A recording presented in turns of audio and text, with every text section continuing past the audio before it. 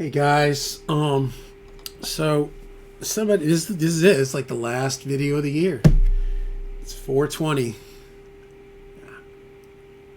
So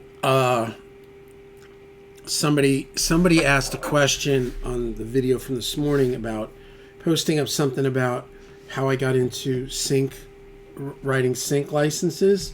So I'll just briefly kind of go into what I know, what I've done.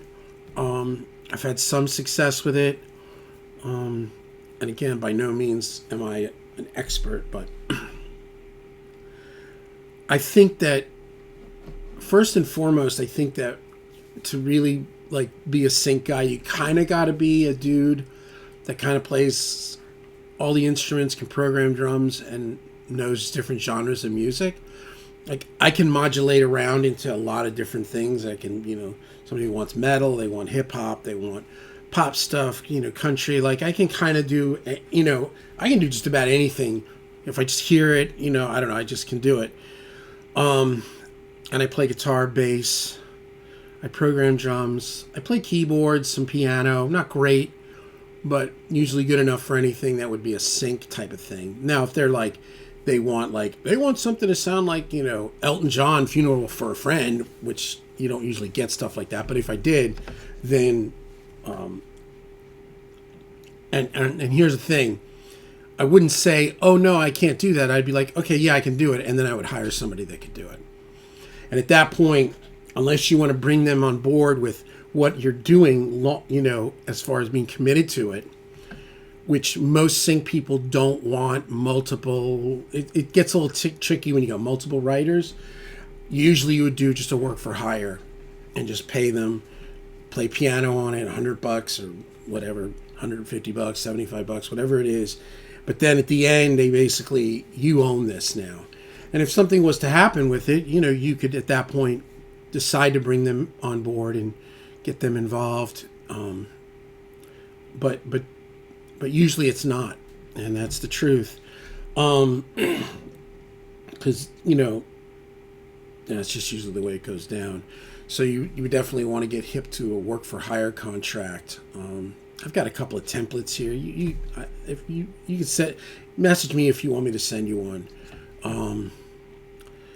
But a lot of them are instrumentals, because if they're going to be used, against dialogue, in a commercial or TV or film or whatever, a lot of times it's better with just an instrumental. It doesn't clash.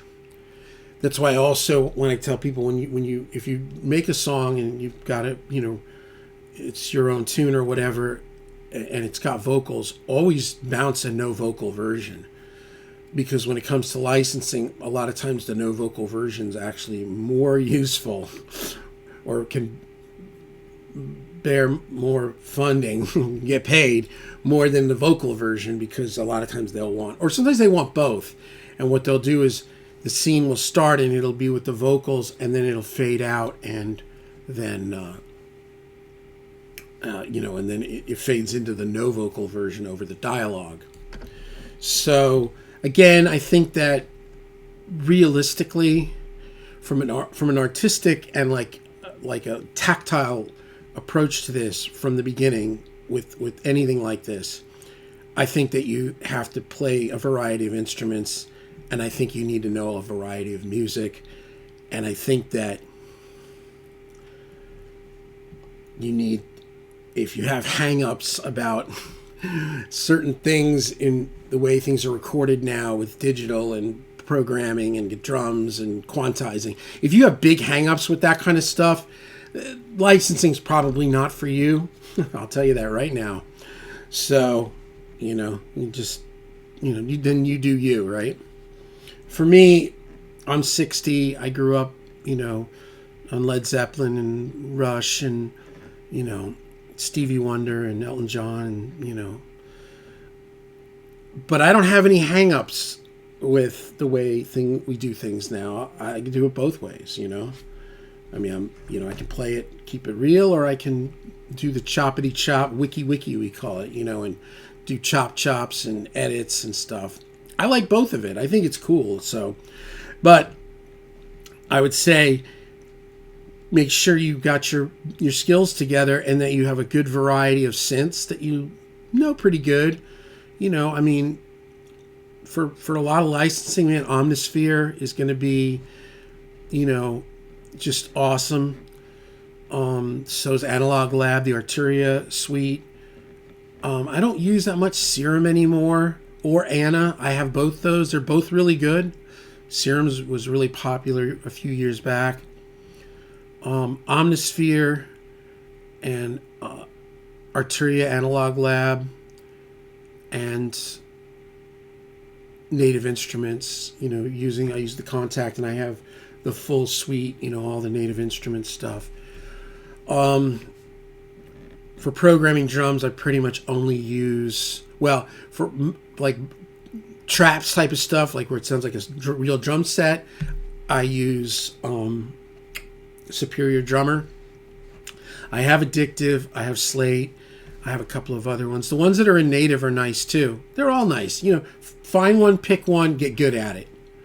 You know, get good at it. Make a couple of kits that sound cool. And have all this stuff ready. You know, so you have your favorites. You just click. You can split it out. So when you're done, you can print the drums. So you can have the kick on one track, the snare, the tom 2, the tom 3, the hi-hat, ride, overs, rooms, whatever. So that you can sit down when you're to mix it like it's a drum, like you're mixing a drum set. You know, and then organize all your samples. I went through that. My samples are really organized. And less is more.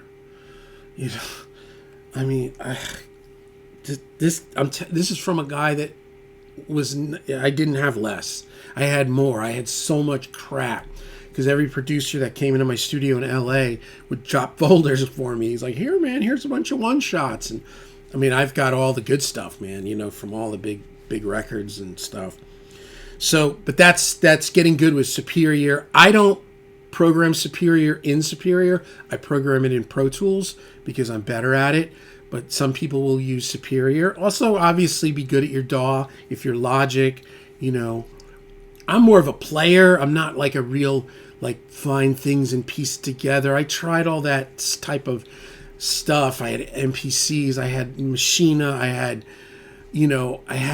that whatever that. I don't know I can't remember what it's called, but it was like a. It was what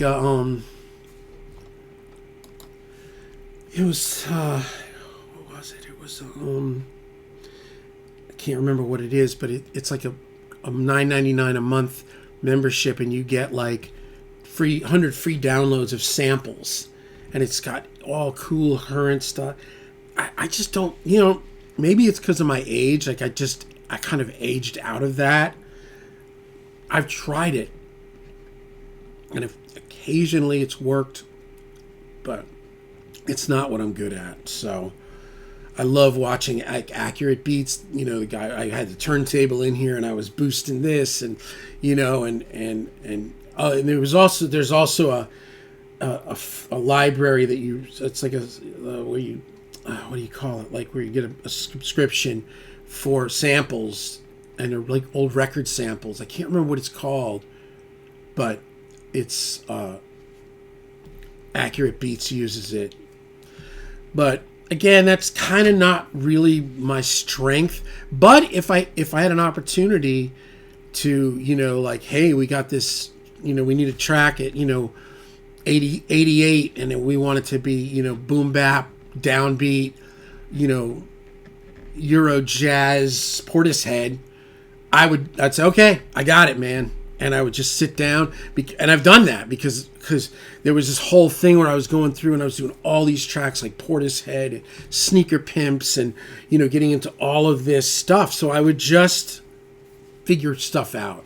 Sometimes I would make a little thing, turn it into like a little 4-bar loop, and then process it so it sounded like something that came off an old record. But anyway, get good at this stuff. Get good at, you know, programming drums, your samples. For pop stuff, I use Battery. So for trap stuff, I use Superior. For pop, I use Battery. I'm really good at Battery. I've got like 10 kits set up. They're exact kits that were used on big records. I'll just leave it at that. I have them all, all these different big artists. So it's like if somebody's like, oh yeah, we're kind of trying to get something that sounds like Dua Lipa or whatever, I'm like, click, got it, bam, there's Dua Lipa, and then I can obviously switch out stuff. But again, a lot of times with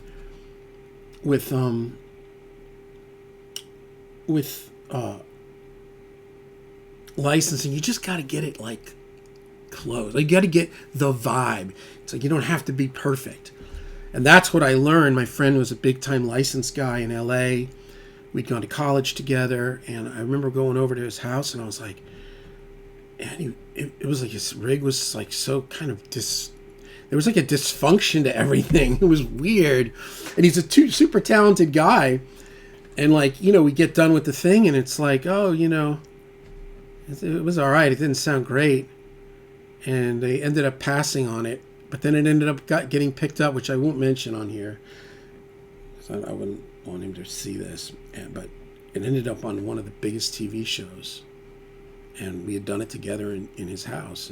And I sang and played some guitar. And he played guitar and bass and programmed drums. And we did it in a couple of hours. And it kind of was a little ragtag, honestly.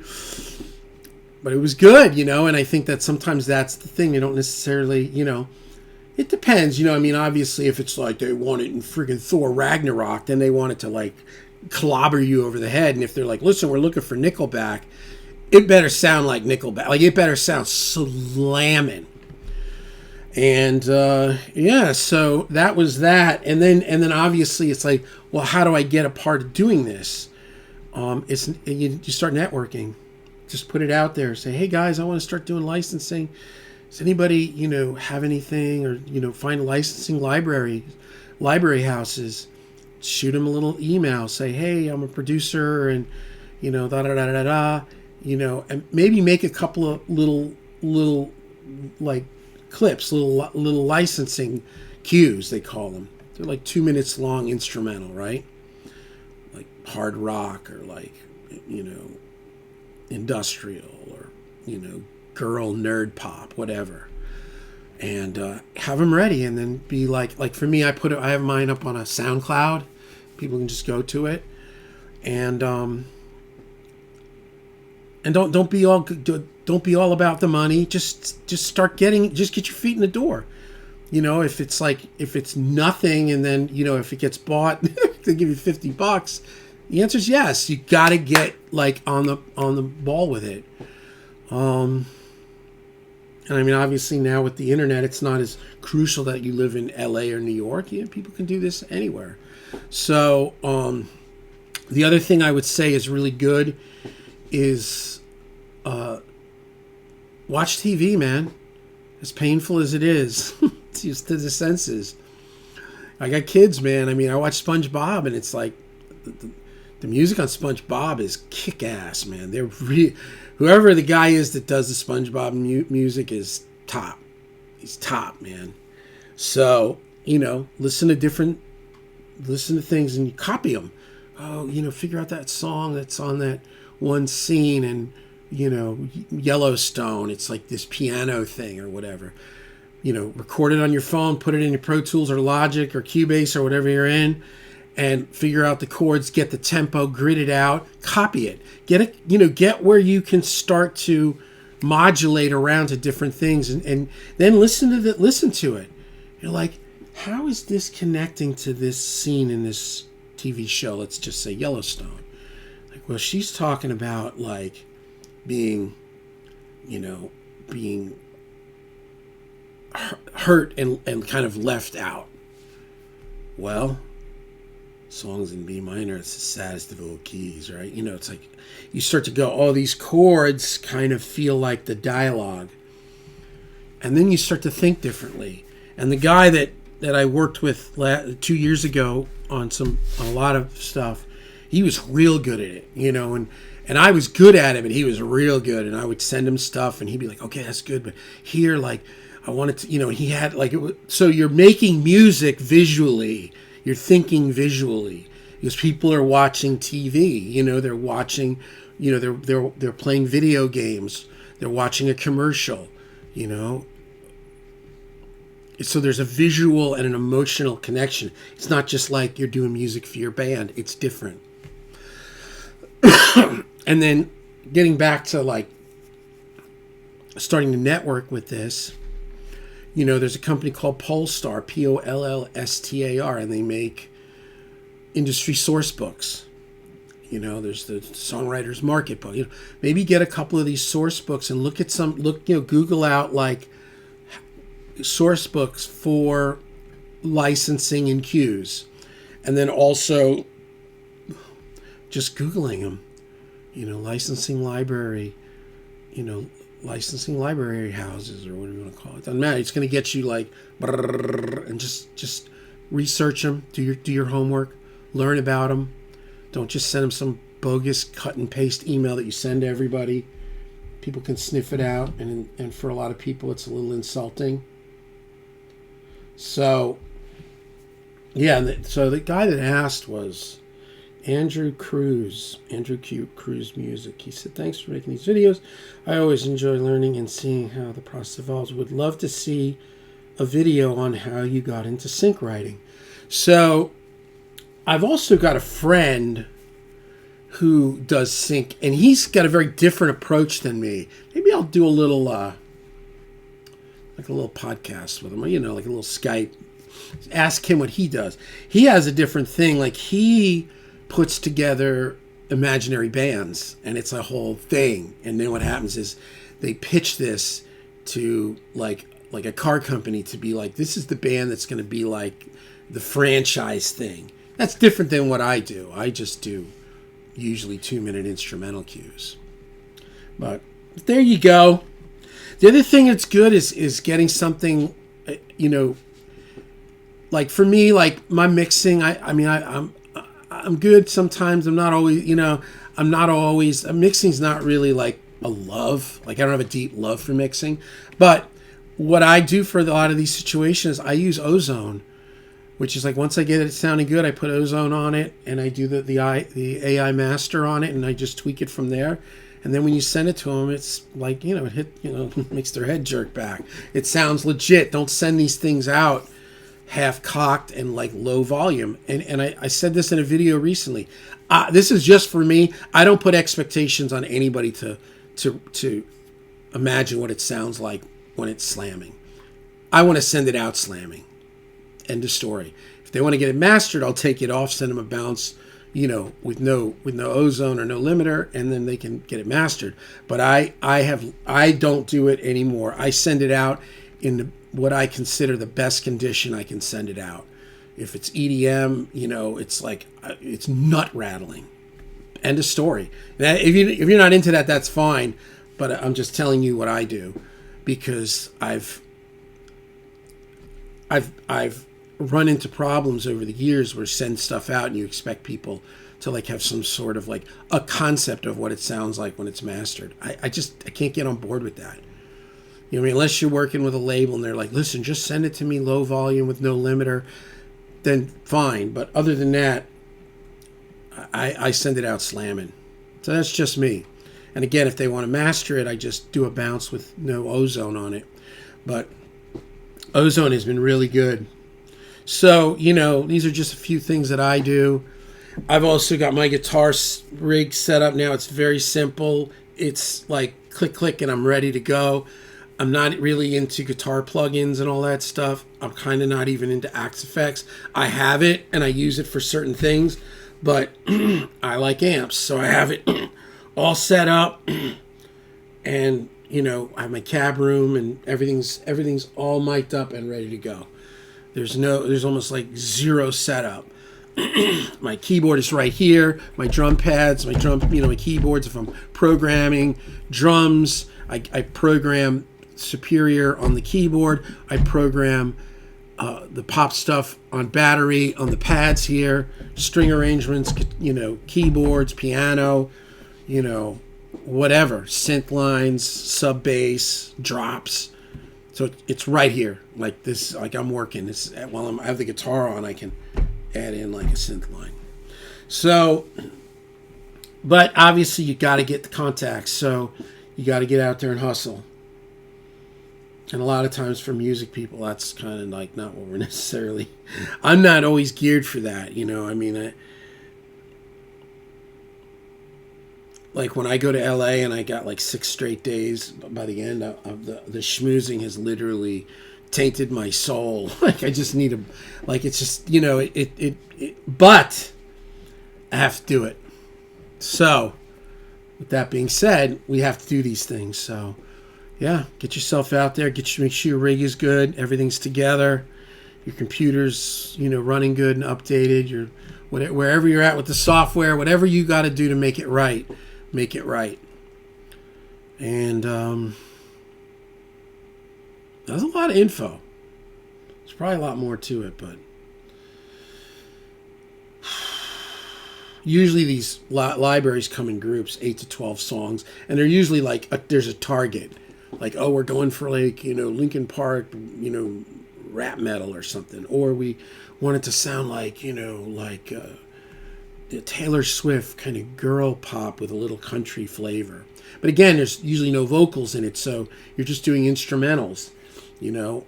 So if they want that, and, you know, if they want, you know, like a girl pop country thing, then you know, put on Lainey Wilson or Casey Musgrave or, you know, I take the songs, I import them into Pro Tools, I put them on a grid, I find out exactly what the tempo is, and I learn them. So that's what I do. And I'm going to end it with this. I have known a lot of people that their ego this is what I think. Their ego got in the way, and they were asked to do something and they just delivered what they do, and they failed every time. And I've done that. So I learned. I'm like, oh, okay. It's like target songwriting. Like if they're like, listen, we want something that's like kind of got like a 70s vibe, like, you know, Al Green, kind of like Detroit with horns. Got it. I'm not going to like put on Uptown Funk. I'm going to pop on Al Green and you know, and you know, Gladys Knight and the Pips. And I'm gonna put those songs into Pro Tools. I'm gonna get a sense of what the tempos are. I'm gonna learn the chord progressions. I'm gonna find out who makes where's the best horn libraries for 70s soul. Do I have it already? Do I have it in Native Instruments, you know? So that's what I would say. Don't, you know, they're not necessarily paying for you to do you. They're paying for you to do what they want, right? It's the service industry. So take your time and learn your genres and learn them well, you know? And if there's something that's out of your league, you hire somebody. Don't deliver something that's crap, you know? Like if they want, like, you know, we're looking for, like, you know, Bruce Hornsby kind of piano playing. I could sit here for 3 years and I'd never be able to play piano like Bruce Hornsby. It's not going to happen. But I got a friend in LA that plays an ELO and he can play like Bruce Hornsby. I'll call him, you know. Hey, Happy New Year and everybody be safe. I don't know if anybody even goes out for New Year's Eve. I don't like New Year's Eve, so I just lay. And my wife's usually asleep by 8 o'clock. And I'm just sitting up by myself. Kids are playing Fortnite. So if you have any questions, hit me up, but I'll catch you all next year.